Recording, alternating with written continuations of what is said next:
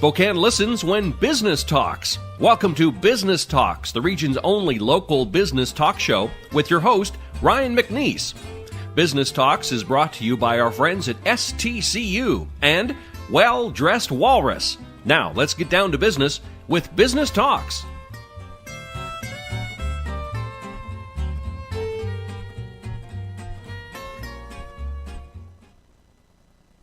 Welcome to Business Talks. I'm Ryan McNeice, and we're here in the studio with Rachel and Drew Harding of Spokane Alpine Haus. Thank you guys for being here. Thanks for having absolutely. us. Well, tough to schedule because you guys are a hot commodity. You guys have been out on the road doing trade shows, Portland, and where else have you been recently? Well, we did Denver, was that last week? Yep. And then Copper Mountain followed that, so it's good to be home, though. So not only are you out at trade shows, of course, looking at next season in terms of which products are going to be probably the best to have in the store, but you're also talking to industry leaders, industry participants, people using the gear. Is like you said, Copper Mountain, you're actually with a lot of the folks using the gear. Yeah, I mean, that's what we do. So typically a lot of people don't realize this, but when we purchase items for our store, we do it a year ahead of time. So we start really in typically the end of December, and then we get really serious about it in January because we don't have a ton of time in December, obviously, to be doing this. It's the go time season. Yeah. And I do want to back up and say, I think what I was so excited to have you guys on the show is you purchased Spokane Alpine Haus, that is a familiar name in Spokane, but purchased it in 2015. And obviously the whole idea behind this show, Business Talks, is what are people doing out there that is something different? You guys taking the risk to own a business, start a business, and you know what? Sometimes the easiest part is actually buying the business, running the business, managing the business, figuring out products for next season. That's the tough step. But you guys, it actually seems very natural that you're in this business. Tell us a little bit about your respective backgrounds, because you both come to the table with a lot of experience in this field. Yeah. Yeah, well, Rachel owned a Helly Hansen store. So we've been in the industry, in the retail industry for a while, and that's kind of where I got my start. At Helly Hansen as well. Yeah, well, so Rachel owned the store and operated it, and I came on in 2010. Mm-hmm. Yeah. And now was that was the store in Boise? Yeah. Okay. Yeah, so I came over, I went to Bozeman, I went to Montana State, Nice. and I knew that I wanted to do something. I either wanted to have a coffee shop or I wanted to own a athletic store or do an outdoor store. And so I remember I used to go on runs and just be like, how am I going to do this? Like, what am I going to do? And I ended up tagging on. I did an internship with Helly Hansen when I was in college, and I tagged back onto the store in Bozeman and was there for about a year, graduated, and ended up having an opportunity to move to Boise. So I moved to Boise, and I ended up talking to my bosses at the time who were in Bozeman. I said, I want to open a Helly store. And so we did it. Yeah. I was 23 at the time, and I didn't even know what the heck I was doing. School of Hard Knocks. You were just figuring it out. Yeah. But again, you're figuring out the business of it. But talk a little bit about your experience. Very exceptional skier yourself. So, but that talk a little bit about that, because that I think brings a huge amount of credibility to when you're selling a product. When somebody's saying, hey, what do you think about this? You're able to actually say, I either don't really like this particular product, or I really will stand behind this because I've used this type of thing. Oh, yeah, absolutely. So I do come from a competitive background. I competed in freestyle skiing when I was in college. I, at one point, was ranked in the top 50 in the United States, which is pretty good. That's huge. My claim to fame, though, is that I think I had 3 different people from on my team just at Bridger Bowl in Bozeman that are now Olympians. And, are they currently competing? One of them is. Which one is that? Bradley Wilson. Okay. And his brother got the bronze medal at the last Olympics. And now he's going, and he was like 9 when he was on the team. And my friends and I, we would follow him around, and we were just like, okay, if a 9-year-old can go there, we can go there. Yeah, this is ridiculous. Well, but he would go everywhere, and now he's an Olympian. So well, it's pretty you cool. got to be excited about obviously here in February, or here now, we got the Winter Olympics coming up, which plays a part into what you guys do as a business. I personally have had the opportunity to go into Alpine Haus, and you guys do a great job. You guys personally do, because you make the experience very approachable, whether you're coming in as, not myself, if an expert skier or snowboarder is coming in, you guys obviously have the staff and yourselves the capability. Myself, just a regular enjoying going up to the mountain, you guys do a great job of kind of filling the need and answering the questions. So I personally certainly appreciated that. What are some of the challenges you've found? You go back to 2015, you have the experience coming out of Boise and the respective Helly Hansen background. What were some of the initial challenges that you either knew were coming, but what were they, and how did you overcome those in your business? I think the biggest one was, since the Helly Hansen store was just primarily, it was soft goods and basically apparel, clothes, jackets, and goggles and accessory stuff like that. So we were adding a whole new aspect of the business to it, the full tune shop and The skis and the snowboards. skis and snowboards. Okay. So Yeah, I didn't realize that either. Yeah, so there was a large learning curve there. I mean, the nice thing is there's a lot of training that goes into place. We meet with all the reps, and they give us clinics on all their individual products and tell us why they're the best, and then obviously we have to decipher through that and figure out what's right for the customer. But I think that was probably the biggest learning curve. And then also, we didn't know much of the history of the business. I mean, I didn't personally grow up shopping there in Spokane, and Rachel wasn't from Spokane, so I think...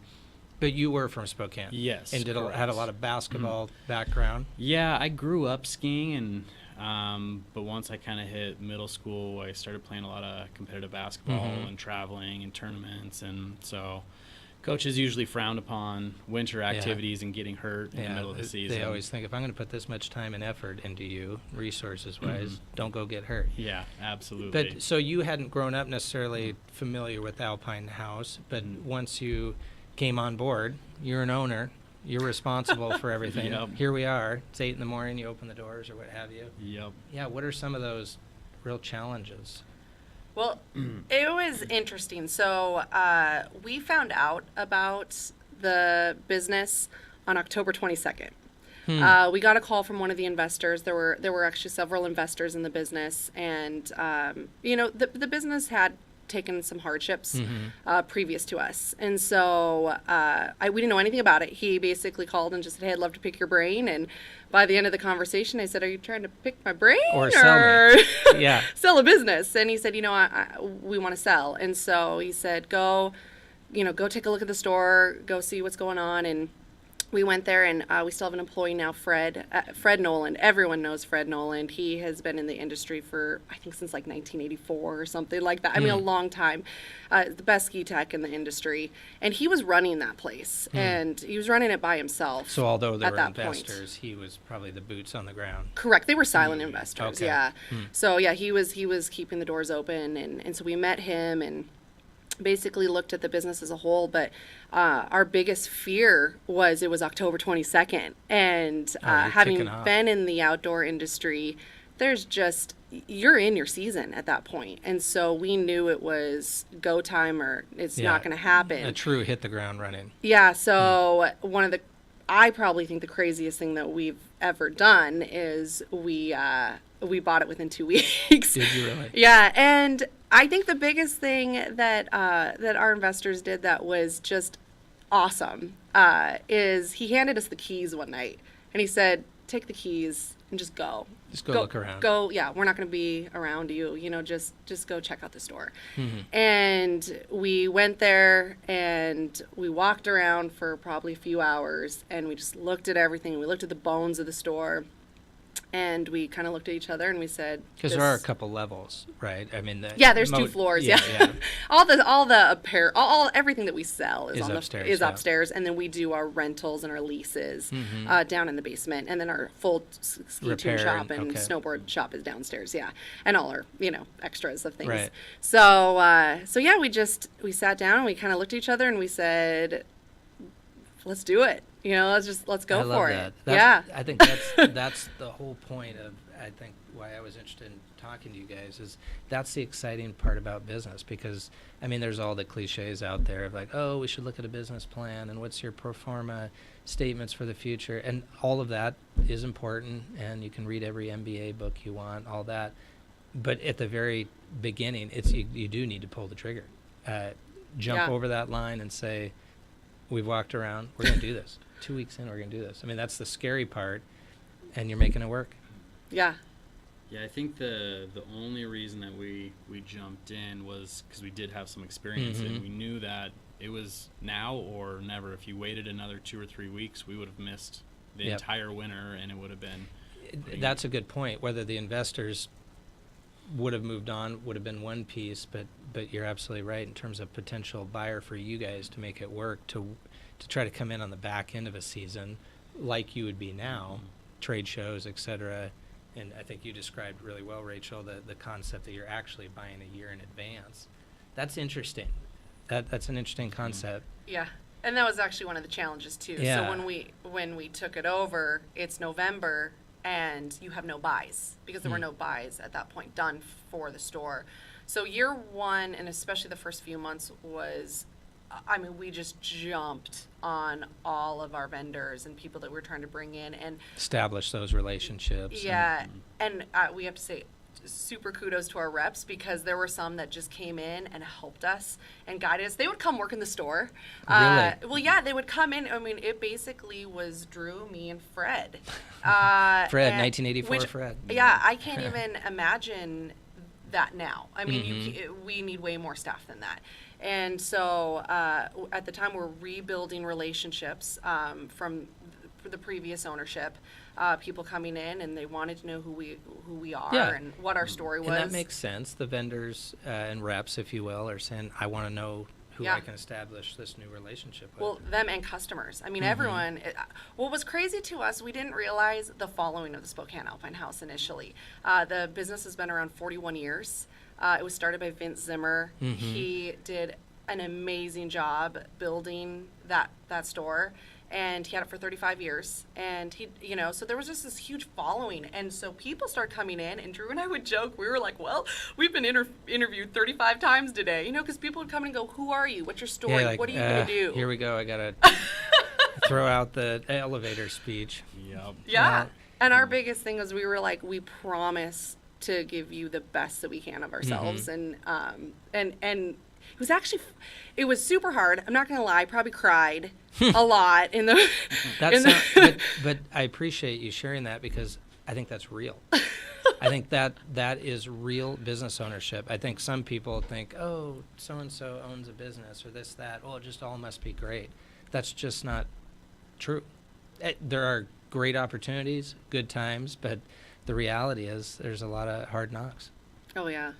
Yeah, we definitely went back and forth a few times after. We're like, what did we get ourselves into? Oh my gosh, did we do this? Let's take a quick break and come right back and chat about Spokane Alpine Haus. Hi, this is Kurt Stockwell with Well Dressed Walrus. We are a local website design and development company here in Spokane. What we do is build beautiful, usable websites for local businesses. A website needs to be beautiful, it needs to be usable for your users, your customers, and yourself. Contact us anytime. We'd love to talk with you about your online marketing.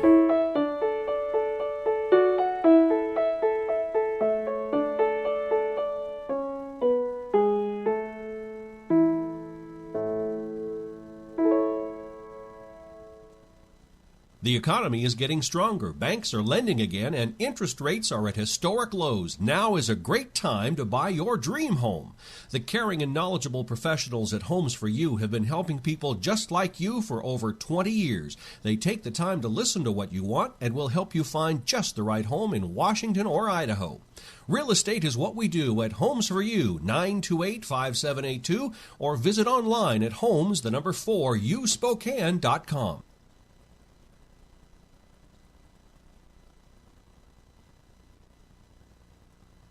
Welcome back to Business Talks. I'm Ryan McNeice, and I'm here in the studio with Drew and Rachel at Spokane Alpine Haus. Right before the break, we were talking about the real nature, the reality of business, which is there's some really high highs and sometimes there can be some low lows. I think as business owners, you're shooting to try to balance that out. But you'd indicated, Rachel, in those early days, there were times where you're thinking, should we have done this? How did you overcome those days, those times? What do you do mentally? What do you do practically? Well, yeah, I mean, I think the biggest, I'd probably say the overall thing, it was the long hours. The long hours just drained you. And we actually lived in Coeur d'Alene at the time, too. So we would You were commit driving to, all the way yeah, over? we would commit to coming in, and we'd get in at 8:30 and we'd leave at 11 p.m. at night. And that was consistent. Wow. You know, it was for a while. It was pretty crazy. And at that particular time, was Fred still there, still Yes. participating? And you have more staff now. Yes. Was that a part of the equation that, in terms of knowing how stretched you guys can be from 8 in the morning till 11 at night, did you try to lessen the load, if you will, by having ample staffing? Yeah, yes and no. I mean, the first year was tough because we really wanted to learn the business, and we didn't feel like it was fair to bring in a new employee but not have a full understanding of how to train that employee so they could be effective. So I think we took we took the brunt of most of it that first year, and we did have one other employee who he had worked for the store previously and worked for the Forest Service during the summer, so he ended up coming back to us, but I don't think it was until like late December. So we did get a little bit of help there, but it was still Yeah, but you're still talking October, November, December.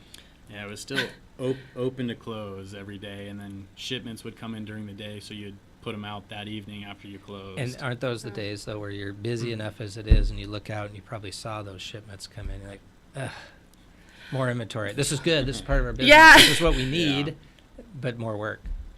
Oh, yeah. It was just, we just had to compartmentalize things and go, okay.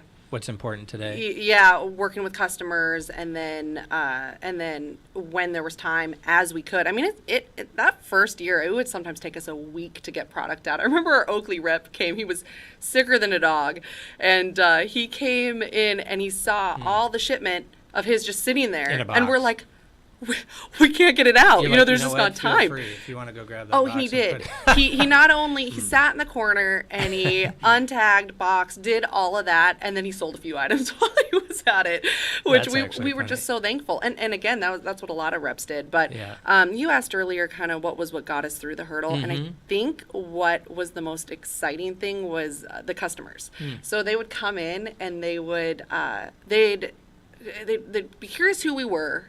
And then they would just be completely positive and just, wow, we're really impressed. We're coming back. Yeah. And there was so much positive feedback. It kept you going. It not only kept us going, I think it just made us really excited. And we were just surprised by how many customers there were and how many people wanted to come and bring that store business. Yeah. So, Well, they're probably expressing and seeing in your actions how much you're wanting to do this and the risks you're taking. And I think people feed off of that. They're realizing you're doing something that they may want to do, can't quite do, have done. You know, they're somewhere in that trajectory too. So they're probably impressed with the fact that you're giving it a go. yeah. Well, and we absolutely love it too. I mean, we live the sports that we sell. I mean, we do ski and snowboard in the winter. And we're passionate about it. We Right. love it. We get out there, and when we ski hard, and Yeah. we're exhausted a lot of times. Right. And I mean, this last Sunday we were tired, and we're like, nope, we're going skiing. doing it. You know, Well, yeah. Well, that would kind of perfect segue into what I was going to ask is what are the techniques or how do you market your business? What early on in your business now, a couple of years in, you're definitely going to the hills around our area and otherwise, and you're seeing what's going on. You're seeing other products that are out there, either somebody's wearing, using, etc. Might be something you guys are selling or not. Is that how you originally kind of, hey, we should look into such and such product? I'm seeing somebody on the hill utilizing that. How do you market or decide what to market? I mean, that's tough. I mean, our kind of thoughts on like an overall store, like for marketing our stores, is events in the community. I mean, Spokane seems to have a pretty tight knit community, Right. and I'd agree with in that. the different events that people like to partake in. So by partnering with local publications, local programs, I mean, we do a lot for the Spokane Ski Race Association, and I mean anything to get like kids involved. So like we've spent a lot of time advertising and working to get kids in a season lease program. So Yeah, tell us a little bit about that. I have young kids, and so I know whether it be my own kids or kids on the hill, where there's kids, there's parents spending money as well. And so how does that lease program work? So the lease program is awesome. It's $149 for the year, and they get, whether it's skis, boots, bindings for the year, or if it's a snowboard package. But basically they rent it in the fall and use it all year and then bring it back to us in April. And it's a pretty neat process because a lot of these kids, this is their first experience with skis or snowboards, so you want to take the time to make sure it's right. The fit's right, and they're comfortable and they're happy. And that you their boots fit. That's an important one for the kids. And you just get them excited about it. Yeah. So. Which, again, that's got to be satisfying, reassuring for you. Dollars and cents wise, though, right off the bat, that sounds extremely reasonable. As we all know, you know better than anybody else. I mean, you can go spend several $1,000s, easy $1,000 on kids' skis, boots, etc. And given the fact that each year, most likely, they are changing boot size, ski size, etc., that actually sounds logical to do that program. Oh, absolutely. And we take big pride in it. So, I mean, we're constantly adding new gear and everything. And we know skiing is it's an expense. It's not cheap, and especially when you look at lift tickets and the drive and food and everything once you get up there. So, we also do a buyback program at our store. So there's two options really. You can lease out everything Just for the straight year. rent, Just as Drew rent is it. indicating. You have it for the year. It stays in your garage. You don't have to come in and rent it, all the time. We typically tell people if you're going to go 3 or more times, it's just worth it, I would agree. Yeah, I would agree. So the lease is great, but then we have another option where we actually have a buyback program. So you can buy new, and typically, kid stuff isn't as expensive as adult stuff. You can get away with really being anywhere from about $350 to about $600 on junior stuff for a full package. Right. Skis, boots, skis, bindings. Yep. And the cool thing is you can ski it for up to 2 full seasons, and you can bring it back, and we'll give you 50% back toward new product. So that's actually really good. it actually ends up, I mean, we've kind of done the math on it, and it's about the same as a lease, but your Right. stuff is new, but it's a higher upfront cost. Yeah, but actually, I think I like the way you're analyzing that, because it's giving parents and kids the opportunity to kind of decide where do they place that value. Do you want the newer stuff, and you're keeping it in your garage and you're not bringing it back, as you said, or do you just want to flat rent it and bring it back? Hey, I don't know if these kids are going to do it next year. Who knows? But I like the options. Yeah. Are you finding that folks are, as a percentage, gravitating these days more towards the boarding, more towards the skiing? Maybe it's too hard a question in terms of demographics and age. And No, not at all. It's like, what do you think? Because I've tried both. Obviously, I've talked to you guys about it. I got the powder skis, and now I got the snowboard, and then I'll get skiers telling me, why are you snowboarding? That's how I do both. Anyway, but what do you see out there? Because it's a culture, one or the other. I would say there's probably more people skiing. We have been growing our snowboard selection at the store, so we've definitely seen an increase of snowboarders coming through the doors over the last 3 winters. I would say more people start their kids off skiing, though. So you'll see a larger influx of parents, even if they snowboard, they get their kids into skiing. I think it's a more natural way to learn how to slide on snow. Be up on the hill. Yeah, Exactly. I would agree with that. And then they may transition once they get a little bit older. But are you guys primarily skiers? Obviously, your background in freestyle, but do you snowboard at all, or primarily ski? I can get down, kind of. On a snowboard? On a snowboard. Okay. But I'm definitely and a you're skier. a skier. I'm a skier. There was a stint in junior high school where I snowboarded for a couple of years, and Probably had some friends doing it. Yeah, I should try it. exactly. It was one of those things that everyone was doing it, so it was kind of the new rage. Yeah. So try it out for a little while, but I realized I couldn't keep up with all those guys, so I had to go back to skiing. It's a tough call because I thoroughly enjoy them both. I mean, it kind of depends on the type of snow, but the type of riding on a board versus skiing, it's a different sensation. They're both great. Oh, absolutely. The cool thing about snowboarding is they really paved the way for new ski technology. I agree. It's really cool when you actually look at it. So, 15, 20 years ago, snowboarding got huge. And it got so big because it was a wider surface area. You really had that floaty feel. I mean, definitely had the cool aspect to it. Yeah, no, it did. The cool factor. But you're right. That's, I guess, what I'm talking about. That maybe these cheesy words, but the glide, if you will, or the what was the word you just used? The way it The float.